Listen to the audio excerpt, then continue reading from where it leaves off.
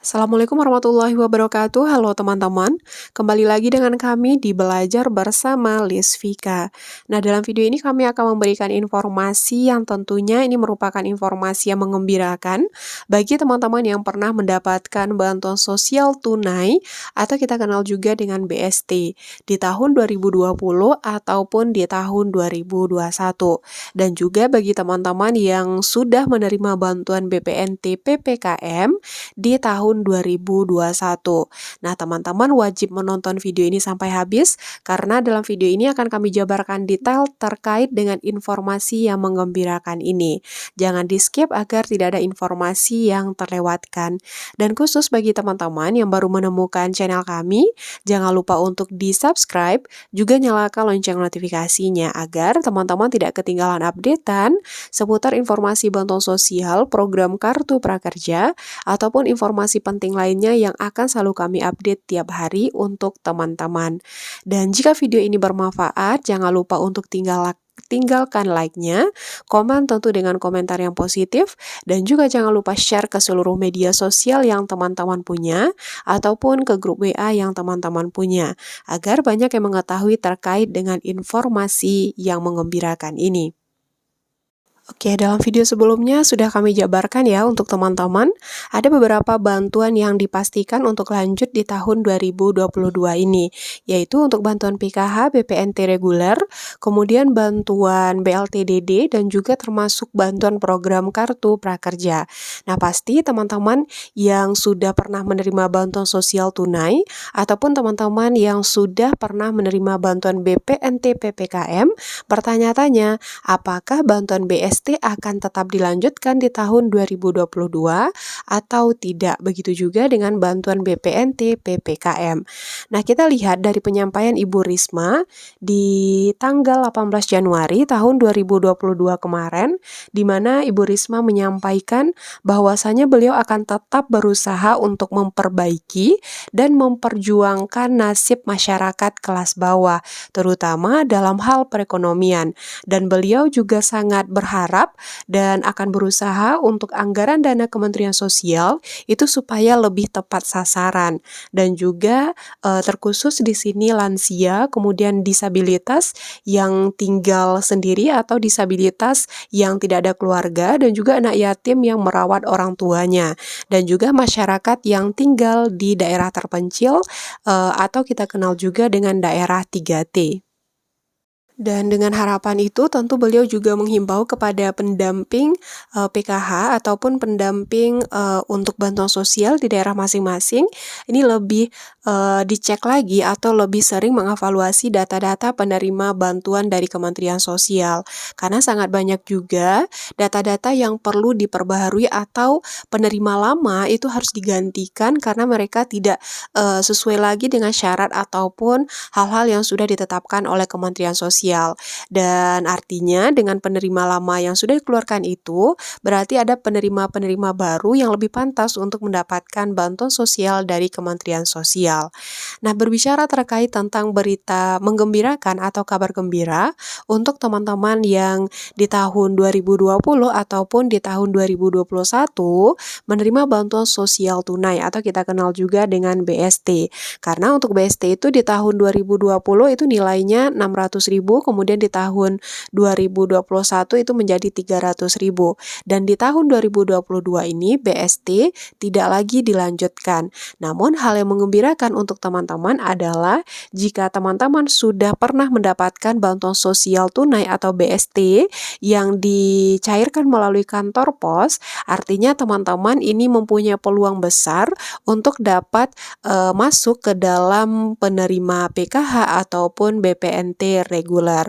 Jadi teman-teman tetap cek apakah namanya masih terdaftar di DTKS. Jika teman-teman masih terdaftar di DTKS, itu berarti teman-teman punya peluang untuk dapat dijadikan sebagai penerima baru untuk bantuan PKH ataupun bantuan BPNT reguler. Atau jika teman-teman ingin mengusulkan diri sendiri untuk dapat menjadi penerima PKH ataupun BPNT reguler, teman-teman yang sudah pernah menerima BST bisa langsung juga ke operator daerah setempat. Jadi nanti operator daerah setempatlah yang akan memperbaharui data teman-teman. Jika nanti ada kuota PKH ataupun kuota BPNT reguler yang akan ditambah atau artinya menggantikan penerima lama yang tidak pas lagi untuk menerima bantuan, maka teman-teman akan langsung menjadi pengganti penerima lama tersebut. Namun ingat ya teman-teman, segala sesuatu itu tentu ada prosesnya. Jadi setelah teman-teman laporkan ke operator daerah setempat, nanti data teman-teman dicek dulu dan tidak mungkin cair langsung dalam 1 bulan ataupun 2 bulan, karena memang untuk data tersebut perlu divalidasi dulu oleh Kementerian Sosial. Intinya teman-teman usahakan dulu, karena teman-teman yang pernah menerima bantuan sosial tunai atau BST itu punya peluang besar untuk dapat dijadikan penerima baru PKH ataupun BPNT reguler. Dan selanjutnya untuk teman-teman yang di tahun kemarin atau di tahun 2021, teman-teman menerima bantuan BPNT PPKM atau bantuan pangan non-tunai PPKM. Nah, teman-teman di sini juga punya peluang besar untuk dapat dijadikan sebagai penerima baru dari bantuan BPNT reguler.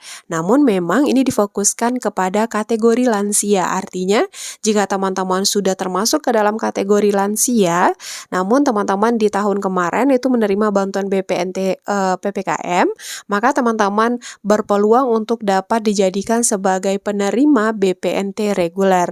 Namun jika teman-teman berusia di bawah 40 tahun, ini teman-teman akan diberikan pelatihan oleh daerah setempat.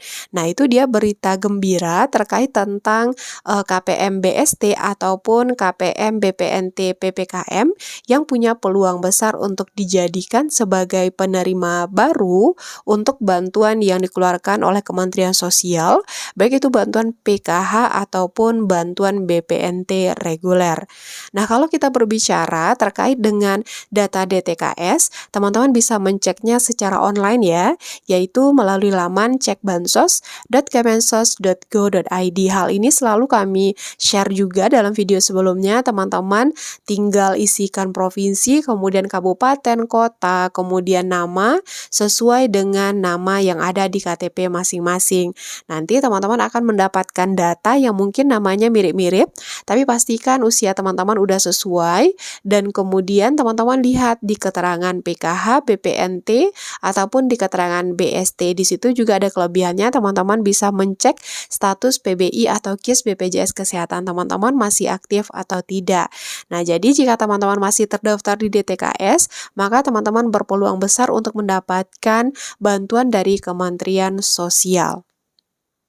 Nah, karena memang untuk bantuan yang dikeluarkan oleh Kementerian Sosial itu sifatnya reguler sepanjang tahun ya teman-teman, termasuk di dalamnya bantuan PKH ataupun bantuan BPNT reguler ini. Kalau untuk bantuan PKH ini nominal yang akan diterima oleh masing-masing KPM itu tentu berbeda-beda, di mana untuk nominalnya tergantung dengan komponen yang teman-teman punya dalam satu keluarga. Bisa ibu hamil, ataupun anak usia dini, balita, anak SD, SMP, SMA, ataupun penderita disabilitas berat, dan juga termasuk di dalamnya lansia yang berumur 70 tahun ke atas. Jadi disesuaikan nominalnya dengan komponen yang dimiliki oleh masing-masing KPM. Makanya untuk masing-masing KPM itu berbeda-beda jumlah nominal bantuan PKH yang akan diterima. Dan untuk bantuan pangan non-tunai atau BPNT reguler, ini nominalnya adalah Rp200.000 per bulan, dan itu bisa teman-teman gunakan untuk membeli sembako di warung setempat. Jadi tidak bisa teman-teman cairkan, karena memang bisa teman-teman gunakan untuk pembelian sembako di warung yang sudah ditetapkan pada daerah masing-masing.